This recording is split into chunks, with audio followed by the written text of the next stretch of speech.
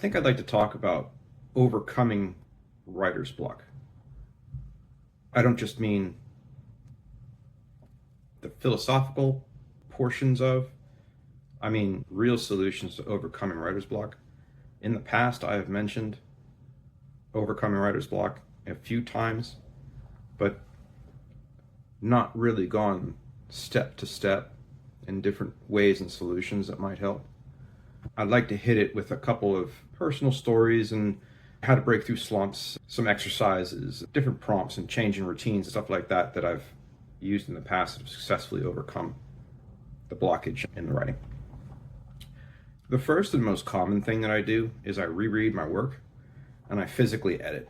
I've mentioned it a couple times before, but in the process of editing, what happens is, especially at night, the last thing we put into our brain before we go to sleep is what our brain works on while we sleep.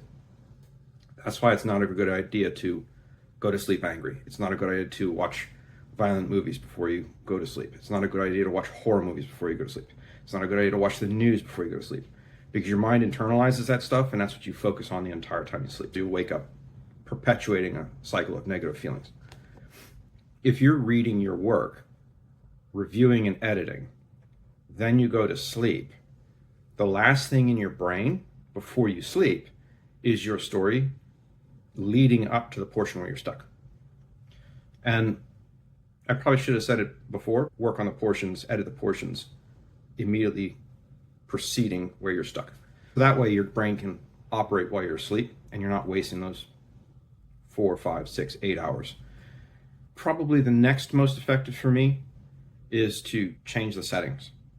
If you're always sitting in your same chair, doing the same kinds of work, and you're hitting that rut where nothing is moving, i.e. the writer's block that's preventing you from moving on, perhaps changing your setting when you write might help. When you're constantly in the same environment, you become comfortable and you might not have that same level of inspiration hitting you. If you try a new room in the house, or if you pack up your laptop and out the door you go, if you change from in your house to maybe a library, if you change yourself and you are sitting in a place where you have to focus, where you can't get distracted and you can't take the easy way out, maybe that's the way to go. I've used libraries, I've used outdoors, back porch, different rooms. I've even gone to a bar to type. Just make sure you tip well, because you don't want to be the guy sitting there for 5 hours, doesn't leave any money because you're just a hole in the seating chart. Take a break.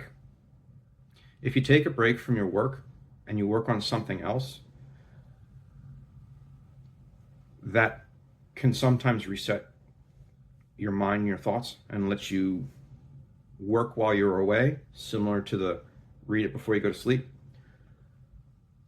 or the physical act of getting up and walking away. Story time.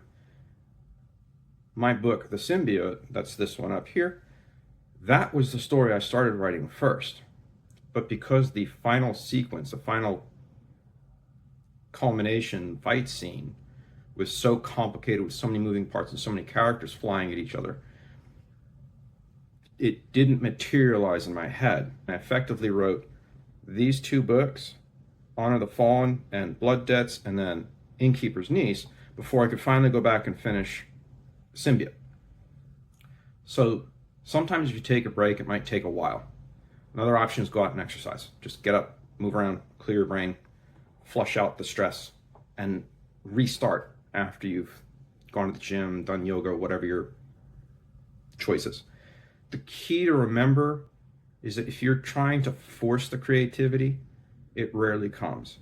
It has to come through inspiration. You have to have that vision in your head. If you don't understand what you're driving at, you can't describe it. You can't creatively address it. Social interaction helps. Talk about your problem with someone. And that can go two ways. There's the fiction way, and then there's the nonfiction, reality, writing truth kind of way. If you're writing fiction, talk to a friend or a family member that you trust and propose a situation and say, hey, I got this character who's stuck in this position. I'm kind of dragging on it. I want to get them from here to here, but it's not really working. How would you address this? And let them talk, listen, and ideas can formulate in your head. It kind of works over email, not as well as a live conversation for me, but you can ask someone via email if that's your flavor. The other side is if you're doing like a biographical work or like nonfiction and you're writing sort of an expert piece and you're stuck on a portion or a fragment of what you're trying to explain, ask someone who is an expert in that field. If you're trying to write about a finance question, ask a finance person the specific question, and then you can quote them and credit them in the work as an additional source. That's a good way to boost both of your credibility, because you're not just you babbling in your book, then you're incorporating additional expert opinions that corroborate yours. So that's one way I've found to boost and break through some of those small minor barriers. As far as ideation and planning new ideas, probably the fastest and easiest is to brainstorm. Just sit down with the stream of consciousness on a piece of paper and just start writing. And you keep writing without edits and just run and run and run and run past where you think your ideas are going crazy. And then you flip the page and you keep going. And somewhere on that second page is probably where you're going to start finding the real creative nuggets that'll take you to your next level. Sometimes you need to go out and experience things. As far as the ideation goes, lots of times your random experiences, conversations, videos, and reading others' work will spark new ideas to get through that writer's block, inspiration for the creation of a new project. Sometimes it works within the actual work, but for me, I tend to struggle when I have other people's work in my head because I'm listening to it or I'm reading it. Typically for me, the cleaner my mind is as far as other people's written work, the better. Story time on that. One of my ideas that I'm developing is a story about the fall of Atlantis. And that story came to me as a culmination of two videos. I think it was Discovery Channel, something or other. But one episode was the Bimini Road, and the other episode was the Ice Age, the rising of sea levels. So when the Ice Age ended, a third of the world was covered with ice. The ice melted, the ice turns to water, water flows to the lowest point, sea levels rise. So Atlantis gets devoured. That gives us a date, it gives us a time, and then we can just disaster right after that. Those two videos, the Bimini Road mystery and the end of the Ice Age video, oh, hey, here's a neat story we can write about Atlantis. Probably done before, but we'll do it different. There's a lot of hoopla about using the computer to get your answers. If you really run up against some issues, you may want to consider committing tech heresy and ask the machine for help. There's two ways you could do this, and then there's kind of a gray hat kind of way. So the first way that you can ask the machine for help is sometimes when you're lost in writer block, it's because you're drifting outside of your genre. If I find myself in a spot where I'm trying to shove things into a story that don't necessarily belong there, it kind of feels wrong. A little while back, I'd written about politics in the story. If you're trying to shove your modern politics into a fantasy setting, if you understand your fantasy setting, it's going to be difficult because the modern politics isn't going to necessarily connect. Because those people had different thoughts and opinions and a different take on that. If you're straying outside of your genre, that may be one of the things that's knocking you off the rails and slowing you down. And if you ask the machine to define your genre, to make sure that you're in line with where you should be pointing with your different genres and your tropes, that could potentially put you back into line. Another thing is to ask your AI helper for help clarifying an issue you may not have an expert status on. Story time on this, because in a recent story that I was writing, it's unpublished as of yet, I had a character who was making excuses. And this character was using a medical excuse that I'd heard from people I wasn't quite sure about, so I asked the machine. And I said, "Hey, machine, I have this story. I'm considering putting this excuse for this character to avoid this behavior.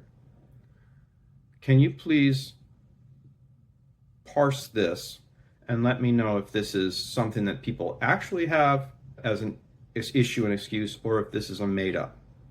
The computer came back and told me, "Your character is lying. Would you like me to tell you places that you could insert it into your story?" Which was mind-boggling because the machine was volunteering to help. The medical question that I was asking got answered, and then the machine, reviewing the script, identified several areas where it could assist and place that excuse into the storyline. And they were pretty good suggestions. Specifically, if it's like a medical or if it's a technical question that's outside of your scope, asking the AI, asking the computer for guidance, you can get some pretty interesting answers and pick up some inspiration. No, I did not use the exact suggestions from the computer. I put it into my own place, but the confirmation that yes, you are not insane with this being used as an excuse, that was kind of cool. I think probably the last piece where we were really getting into the gray hat, black hat sides of things with the Ask the Computer is your true tech heresy here is that when you cheat and you ask the computer to write your prompts for you, probably not the best thing to do, but the machine is getting really good at stuff. There's people out there who adamantly object to the use of the AI. And you really don't want to ask the machine to write your story for you. You're going to get a bad output. It's going to be jumbled, inconsistent, and uncreative. It's just going to take what's put in and regurgitate. The more information you put in, the more the machine will be able to mimic. But the machine is not creative. It's not going to be able to do, it should not be able to do better than you. Here's where you really get into the tech heresy black hat kind of piece to asking the machine for prompts or to write your stuff. And this is the mirror being held up where you can really upset some people. But if your writing is so bad that the machine can write it better than you kind of need to reconsider what you're doing. It's okay to work and learn, and the machine writes better than you grammatically early on. But if you consider yourself a professional and you're being beaten by a machine that's mimicking, we got issues. And I don't mean Doug has issues. If you're going to use the AI as an assistance tool, you need to use it appropriately. Don't cheat. I said before, I've got like 3.5, 3.7 million words worth of stories that are written that will never see the light of day because they suck. As a writer, overcoming writer block and techniques to develop real solutions for writer's block and overcoming that writer's block is important. The best way to do it is with practice. And like all things, the more you practice, the better you're going to get at your craft.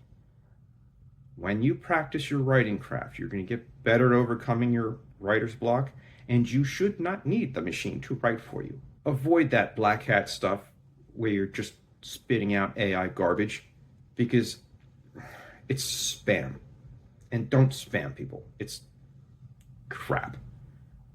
If you're going to use the machine for help, ask the appropriate questions and use it as a research tool. Don't let the machine do your homework for you. It's a bad habit people are getting into because students graduating from school are using the AI to finish their accounting homework, to finish their chemistry homework. That's cheating. That's academic dishonesty by the definitions that I grew up with. So don't incorporate that kind of stuff into your work. It's kind of infuriating. So, rant complete about that. Overcoming writer's block with real solutions is important. Those are just a couple of things that have worked for me, and asking the AI a question about this specific piece of information, or asking the AI about some piece of research, okay, it's kind of a crutch. We don't want to use crutches because they make us weak. But you have to make sure that you keep the personal discipline to approach overcoming writer's block effectively. And the more you practice it, the more you edit and then sleep and then write the next morning, the more you put that discipline into play when you're overcoming your writer's block, the more effective you will become at overcoming that writer's block, and the less dependent you will be upon outside tools. Real solutions overcoming writer's block is not too terribly distant for anybody. Keep those in mind.